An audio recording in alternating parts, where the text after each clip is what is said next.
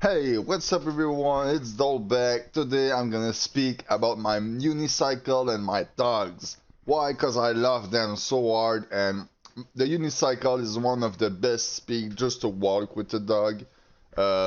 It's just between walking and running. It's like the perfect speed for my dog, in my opinion.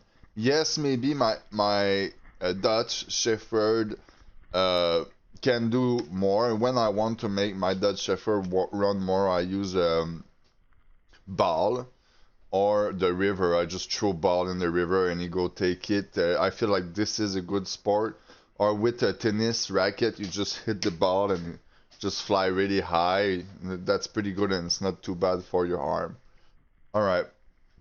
So I got this Dutch Shepherd like 1 month and a half ago, and he's been really hard on the leash, but I start to get it. Like when he was seeing another animal, he started to scream like "Wah!" and he wanted to go take it. I'm pretty sure the people who had that Dutch Shepherd before me make him run to the squirrel because the small animal he like it and he scream when he want to see it, but when he see a squirrel, man, it's not the same. He just like he's screaming. He's on his leash like a killer with the.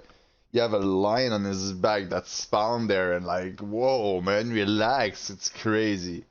But yeah, it started to be less worse. I got scared because the leash was always. I feel like the leash was going to broke, so I bought a leash that is stronger.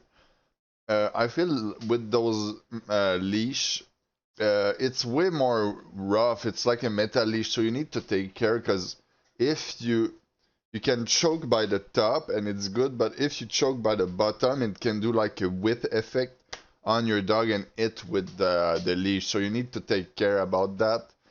And yeah, that's pretty good. So you see that type of leash when it go on top, it stretch a bit in the process. Like all the leash is stretching when you pull really hard on it.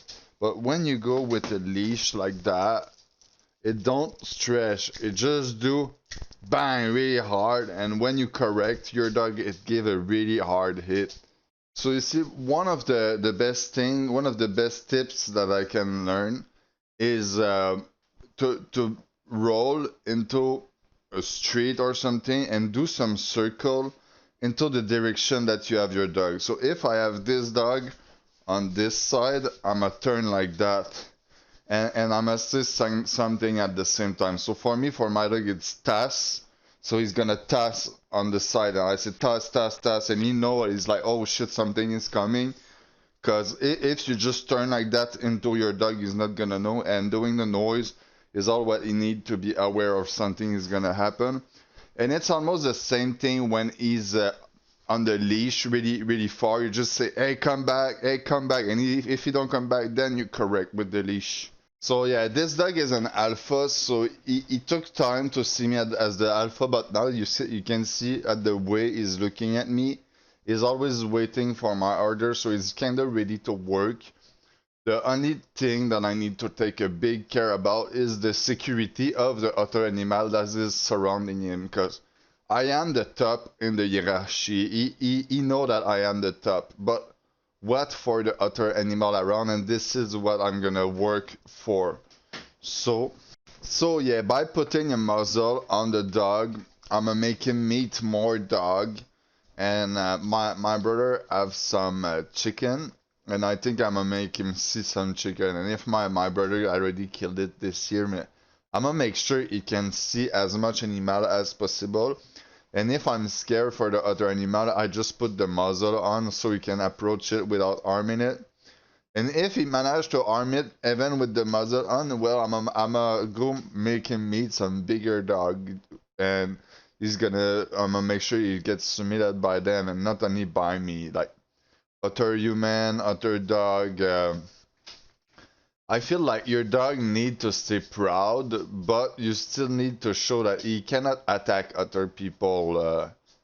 So yeah, don't break your dog, but make sure he know his place into the hierarchy and make sure he, he you need to make sure like that you don't attack stuff. So yeah, as you can see, I stay calm and I just correct with the leash when I can. I try to keep my arm like that, so if you go really far, I still have some distance to do that and that. So if you keep your arm like that and then the dog go on the leash really far, then you have no position to do that really quick because he's really far and he's already putting all his weight. So, but if you're like that and you do pock, then you're gonna do that. It's gonna be way easier. It's gonna give you space to move. So keeping your arm like that and then just poop when you can. Pretty good strats. Pretty good strats. So you need to be the master of the dog, but you need to not be too rough with him because you want the dog to like you and you want him to like he need to be willing to follow you. Like he need to be willing to like you, to listen to you. If a dog don't like you, it's way harder to make him listen. So you need to make sure to not go too hard on him.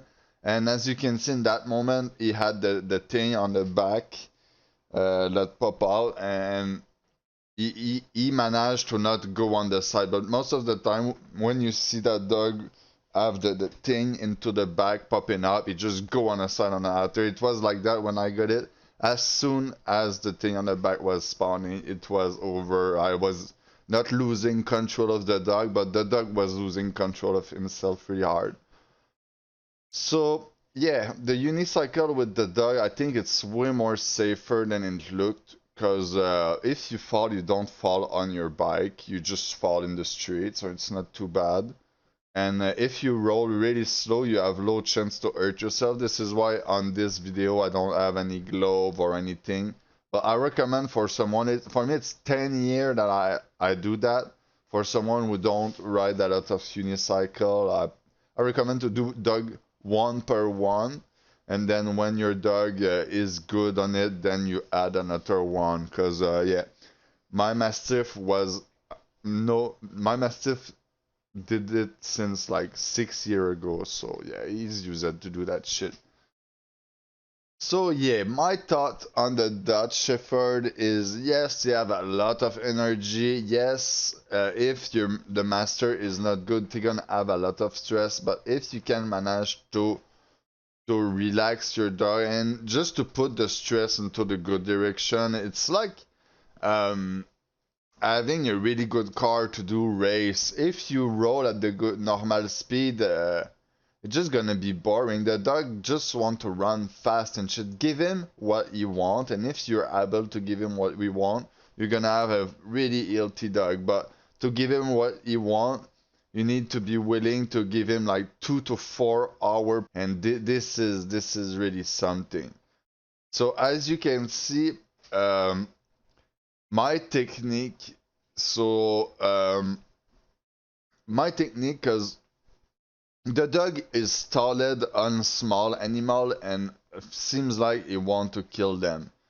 So one of my option that I found is I will show them to hunt and stop. You need to listen to me. So you're gonna see into this clip, I start saying check, check, and I go close. I see a squirrel and I'm like check, check, and I learn him how to check, and then you're gonna see the dog is ready. He's like he's doing check. He know I'm looking for something. He don't see the squirrel. The squirrel is into the tree, and then he's gonna see the squirrel, and then yes, I'm gonna tell him good dog, and then stop, and then go on the other side when I'm gonna be done with it. So he's gonna learn that when I do check, he have to do it, and when I don't do check, he stay peaceful. So already you have a word that you can say no and check.